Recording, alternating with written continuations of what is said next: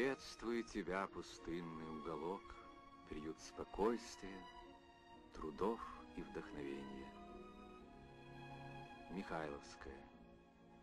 Священное место русской поэзии. Под вашу сень, Михайловские рощи, являлся я.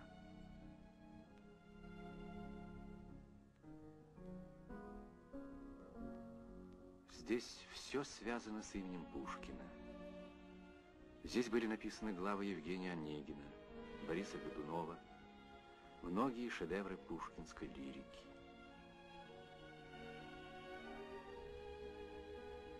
В этом домике жила Арина Родионовна, няня поэта.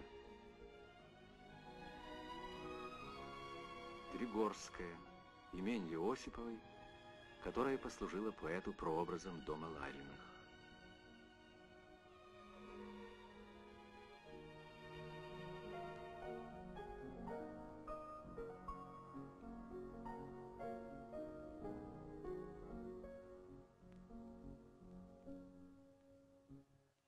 На древнюю псковскую землю поклониться великому певцу правды и свободы приехали литераторы из всех краев нашей страны и зарубежных государств, собравшиеся на всесоюзные пушкинские дни.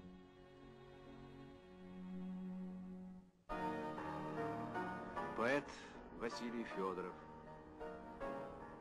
монгольский литератор Тарва, камерунский поэт Бернар фон Лон говорили о том, что по народной тропе к Пушкину идут ныне люди всей земли.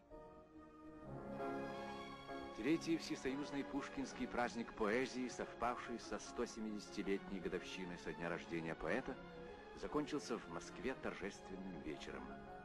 О великом сыне земли русской, о славе и гордости мировой культуры Александре Сергеевиче Пушкине говорили писатель Ираклий Андроников, поэты Сергей Михалков, Алексей Сурков, Микола Бажан, венгерский поэт Ласло Беньямин, румынский поэт Георгий Томазей.